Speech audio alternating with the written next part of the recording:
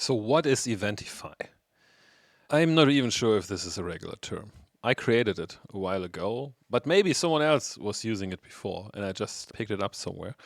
In the end, it is about I take a specific kind of data set.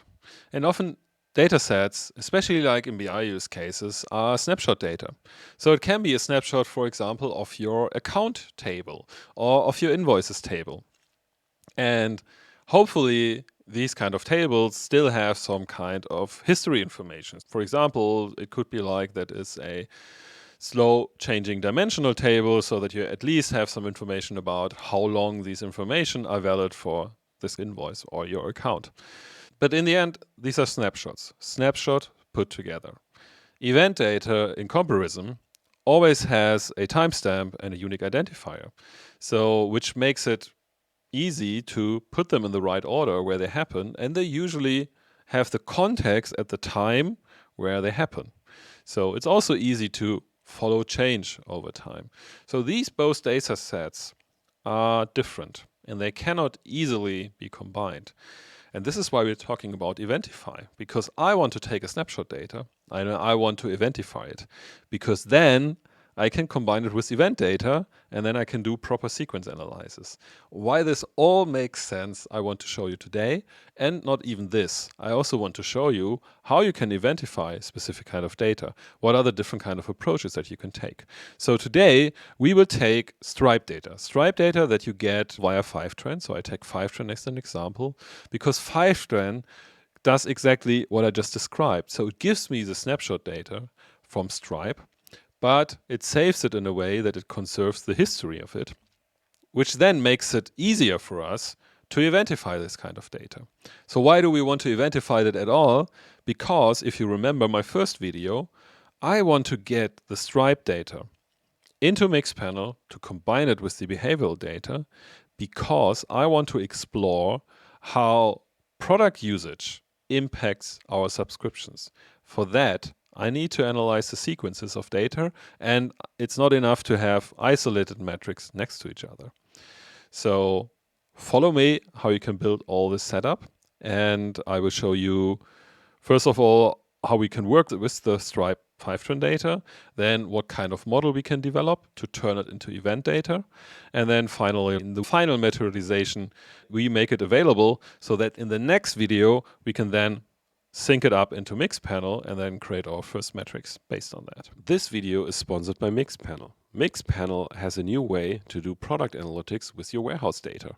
You can connect Mixpanel to your data warehouse, and then you can run all the product analytics investigations and all the product analytics deep dives on top of your data warehouse data with clean, prepared, and high quality data. Check out the link in the description to learn more about the offering. I'm using it and I'm extremely happy to have this new kind of setup for product analytics because it unlocks so many more use cases on top of much better data than before. Let's start with a quick recap of the things that I did in the first video. If you want to have the full version of it, just hop over, watch the other video first, and then come back to this one to see everything in sequence. But it also works if you just follow up here. What I said last time, and I make it in the quick version, is like, it's okay, we can also load Mixpanel data in our data warehouse and combine it there with Stripe data. But I'm interested in the sequences.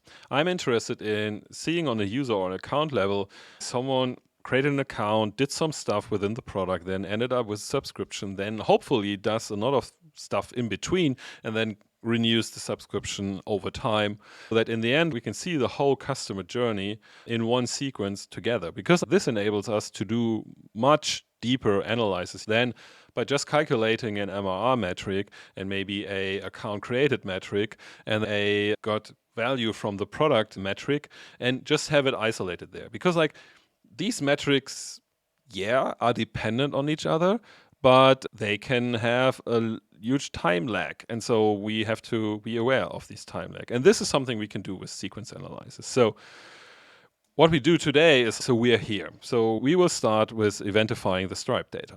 And then in the next videos, we will do all these steps. So we will load and sync into Mixpanel, and then we combine product and subscription data, then create a foundational metrics model. So in the end, like the 3 steps here is the next video. But today we do this one. We want to start to get our hands dirty to really get the data into Mixpanel in the form that I want to. And Mixpanel is based on event data. So our major task for today is like we take snapshot data and turn it into event data. I think this sounds exciting enough for one video. But let me start to look what we actually get. I choose the example that we get the Stripe data via Fivetran. I did it for the reasons because maybe it's the most used use case how you get the Stripe data. Potentially, yes. I think there's no market research about this, but it's definitely a very common case. So I myself did setups where we pulled the Stripe data via Fivetran. And if you do this, and you might know this if you did this before, so the best first place is like to go in the documentation of Fivetran to actually see what kind of data do we get. And then we have this nice one, and I guess most of the people watching it hopefully already saw this thing, but this is essential for us to work with it. And so let me open up. This is the ERD model of the Stripe data, how it arrives when you load it via Fivetran. And it's quite extensive, as you can see here, and there's a lot of stuff that at the moment we will just ignore because right now we are just interested about subscription.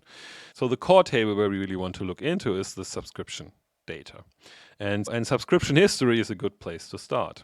So as said, Fivetran uses this concept quite often, is that they take specific kind of assets that can change over time and create historic snapshot data by using the approach that you often use in slow changing dimension tables, where you introduce a date field. So here in this case, it's Fivetran start, to show for which kind of period this kind of row is valid. So a subscription can change, I don't know, 10 times during their lifetime. And so you might have then 10 entries for the subscription in the table for the same subscription. But based on the Fivetran start, you can always make the decision in which kind of time period this kind of entry is valid, and then you can use it. So you see the same thing if you work with, let's say, account table data that you pull from your production system. You would apply the same kind of method to store the data in your data warehouse to do the same thing. And the nice thing is, because we get all the changes over time, we can now take the record of these changes and can use it to our advantage to create events from that. And so this is what we will do. So again, we will work with parts of this data model. So if you build this out on your own, you might end up to pull on more information. So for example, it might be interesting for you to also look into the payment. So it depends on how you run your subscription, but payment, of course, that can be an important part that you have to incorporate to see, okay, has a subscription actually been paid and so on. So it depends a little bit on how you design your subscription metrics in the end, what you need. Today, we do really like the bare minimum kind of setup to just give you an idea where you can start to work with it. What we will use is like we use the subscription history table. Then we use the subscription item table because I need more information about the subscription, which in the end I get from the plan. So we also use a plan table as well, because in the end I want to calculate the monthly recurring revenue, and this kind of information I get from the plan because this is where the MRR is basically written down here. And we get this kind of data, and then additionally we also take in the invoice data because I want to use the invoice data to follow up with subscription renewals, assuming that for every renewal an invoice is issued, and based on that. So again, always check how your subscription work to figure out which kind of tables you should use. So this is what we will work with today. I have this demo set in BigQuery right now, and first an important disclaimer. What you will see today is a demos data set. So it's not, of course. I asked people on LinkedIn if someone is willing to have an anonymized Stripe data set, but naturally no one said yes. But I think it was worth asking for it. I basically had to simulate a Stripe data set myself. And I simulated a full sequence of subscription life cycles. And based on that, I created these 4 tables based on the structure that we just saw. It does not incorporate all the different kind of values that we just saw in the Stripe model. So I left the ones out that were not relevant for the case. For example, First of all, we just assume in our model that right now we're just dealing with monthly plans, so we don't have annual plans. We don't have usage plans. So it's one fee a month. It makes everything a little bit more easier, but in the end, it's about the method today. So it's not about the complexity. In the end, even when you have a more complex model for your subscriptions, you can easily pull in the information from other parts and can model the same thing. In the end, I also had to look a little bit like how the data behaves in Stripe to come up with something similar. But at least it's close enough to what you basically get when you load Stripe data via Fivetran into your data warehouse. This is where we start. So this is what we already have. The nice thing is this is full history. We have the full backfill of all subscription data that we collected since we were using Stripe, and we can now combine it with the Mixpanel data that we already use for, I don't know, years. And by that, we get a full history that we can analyze, which is extremely nice because like in all the other implementations that you can use to get Stripe data actually into Mixpanel, it only works from the day when you start using it. So if, for example, I would send some Stripe webhook data into Mixpanel, first of all, it gives me not so much control like the approach we do now. And second of all, it would only work from today and not looking back for 2 or 3 years, which especially like when you analyze subscription data is really helpful and really essential because the more history, the better you can identify some patterns. Okay, so enough talking. Let's really get into it. How can we get from here to an event model? So first of all, it makes sense to identify which kind of events we need. For handling subscriptions, we want to have the full subscription lifecycle. So let's quickly map it out. So first, subscription created. Naturally, we need this one. Then, of course, which is very important for us, we need subscription renewed because we want to see how long actually a subscription is still valid and is not cancelled. Then also we want to know when it's actually ending. So we want to know when it's cancelled, and then of course like we might want to know when it's actually ended because cancelling and ending is often not the same thing. So you often cancel something and it still runs until you have, or for the time you have paid, and then basically after some days it ends. This is the most basic subscription lifetime. If we want to extend it, which we will not do here, but at least to give you an outlook, it's definitely possible to do as well. We can, for example, distinguish between normal renews, which basically means I keep the same kind of subscription, or I can, in between, can expand or can contract my subscription. So when I switch plans in between, which in the end, of course, makes the data model a little bit more complex, but it's definitely doable to do it as well. But we start with these 4 because it gives you the idea how to do this. And I can tell you, these kind of events are in the data that we already have from Fivetran. They are not obviously visible, but we can definitely pull them out. So we do this now in the next step. So how do we do this? In the end, we write SQL queries. We will now look into a DBT setup. Naturally, this doesn't have to happen in a DBT setup. So you can run the SQL by hand. You can have it as schedule SQL. You can run it in your orchestrator wherever you want. I just picked DBT because I'm used to it. But in the end, the important thing for me to tell you is run it wherever you can run SQL. You can also put it in a notebook and run through the whole notebook to generate all these things. In the end, at some point, you want to put it into production. So you have to have something that runs at least every night. We first reference our table that we have in BigQuery. So this is what we do here. This is, again, it's DBT stuff. So we have a source definition. If you never work with DBT, you can simply ignore it. In the end, what we do is like we access these tables here, and we basically make them available in DBT with this. And so also we make sure that in the end, like we enforce the right kind of types that we want to have. And this is all what we do. So we get the invoice data in here, we get the plan data in here, we get the subscription history, and also like we get subscription item data. This is the foundation that we need. So now we can work with the data. And now we can try to get our events out of it. Let's start with subscription created. So I call this stream because like in the end, this is quite close to activity schema, what we do today. And usually like I label all the models that I create in activity schema as stream data because it's like an endless stream of events bound to one customer user ID or account ID. So let's start with subscription created and I walk you through the code. So what we do, we access the data from the subscription history, because like here we have all the subscription data, but we have to make a selection because we are just interested in subscription created. We are not interested in all the changes that happen to the subscription over time. And so this is what we do here. So we prepare it. So in the end, we are just interested in the subscription ID, in the start date, because this is basically our timestamp that we need, and in the customer ID, because this is our unique identifier that we definitely need, because this one will be important later when we sync it up to Mixpanel to match it with our other data. So these are the things that we need. Then we calculate a row number. So this is a window function where we get the row number of all the subscription data in this table, and we add it as a rank. We do this because like in the next step, as you can see here, we just want to make sure that we just pick the first one where the subscription has been created. Again, start date, just quickly about this. When we look back at the subscription history schema, we have a created field, which is also timestamp, and we have a start date.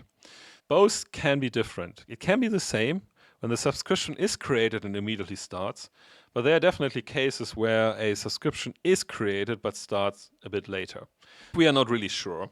We can always have a look into the Stripe documentation, which again, this is pure luxury. Stripe documentation, I would say, is one of the best API documentation that I know.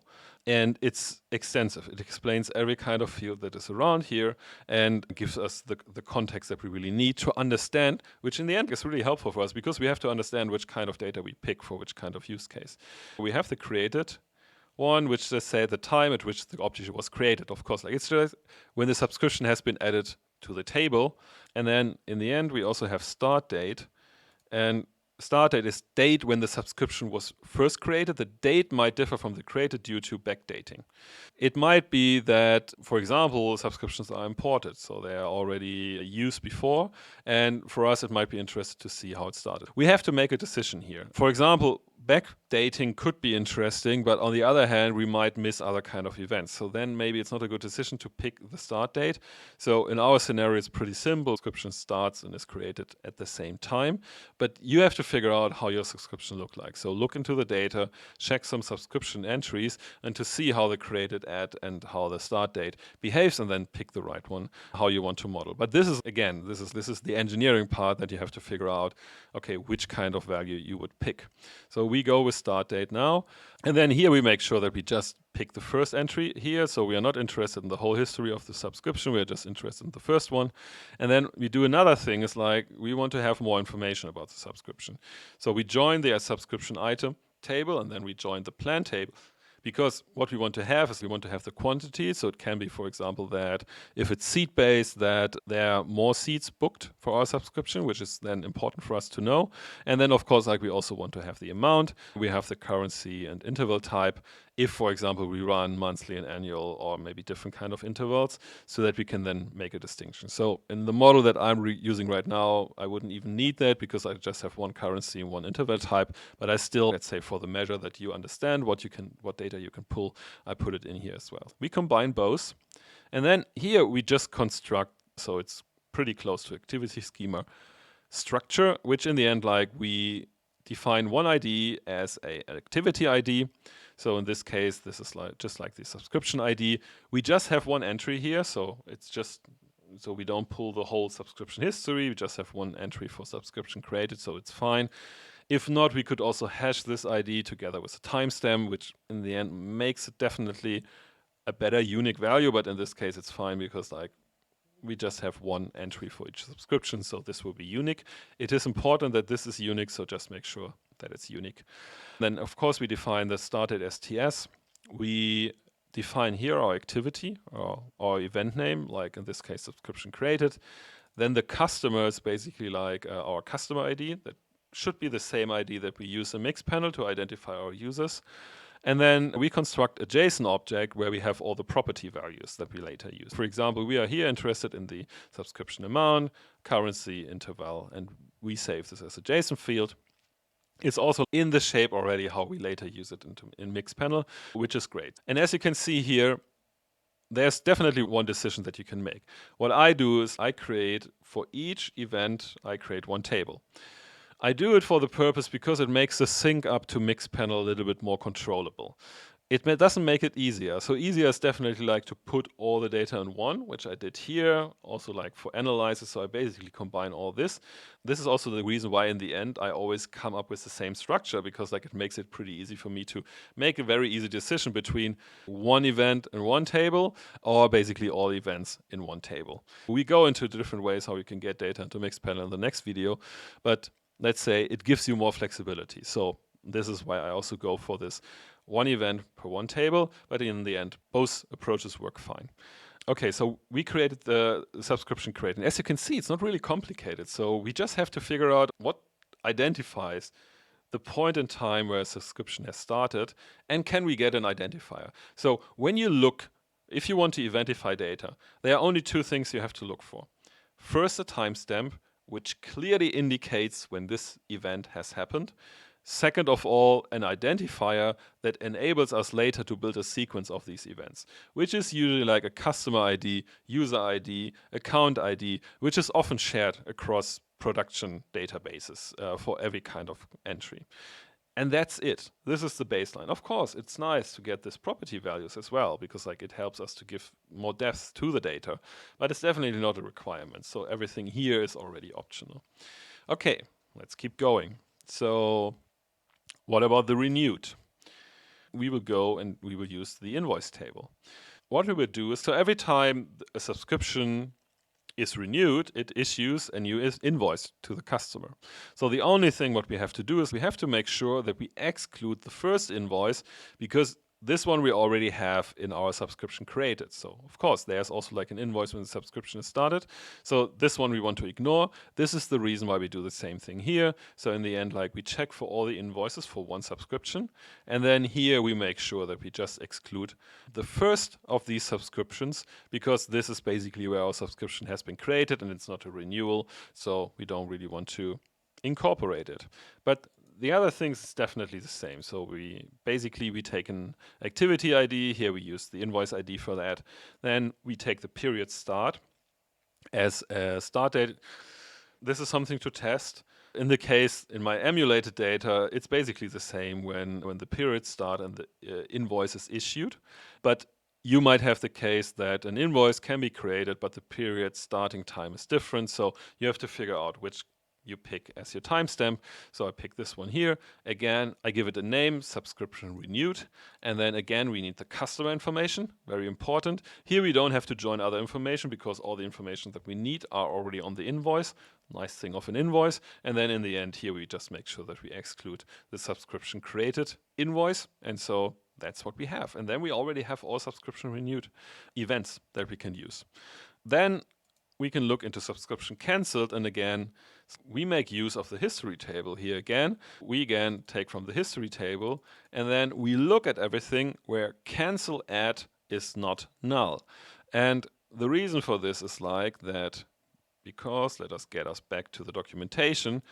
Cancel at is like a date in the future at which the subscription will automatically get cancelled. This means when someone cancels their subscription, then you will have an entry, and then you will have an update in your subscription, which then has the cancel at field populated. And this makes it an indicator that we can then use this kind of information to construct the event based on that.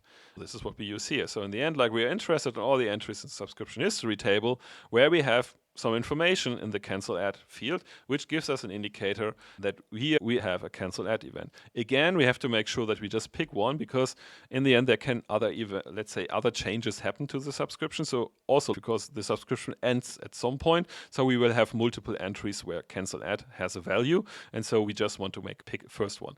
Again, simplified model. Then again, we do the same thing as we did before. We get our information from subscription item, from the plan, so that we have all the data that we need for the properties, and then we construct the same things. We have an ID, because we just have one value, we can use the same subscription ID. We have this time the cancel at as a timestamp, and then we do the other things. And when we look at the ended, it's basically the same. We go for the subscription history. Here it's a bit easier, because the subscription can just end at some point. One thing that you definitely have to check is like when a subscription is reactivated. If it gets a new ID, or if it keeps the same kind of ID. If it keeps the same ID, there definitely needs a little bit more logic in here to figure out that you don't, that you don't create problems with the ID.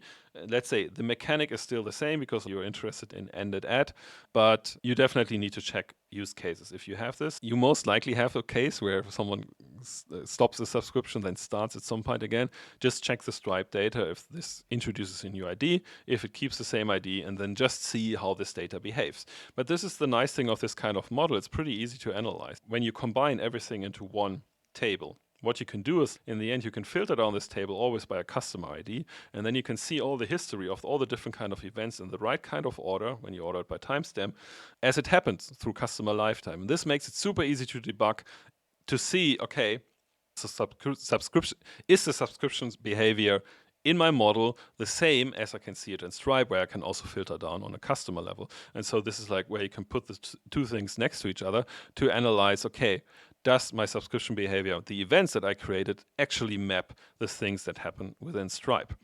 Okay, so quickly on the ended, we do the same thing. We get the same context data here, and then we create the same kind of event. That's it.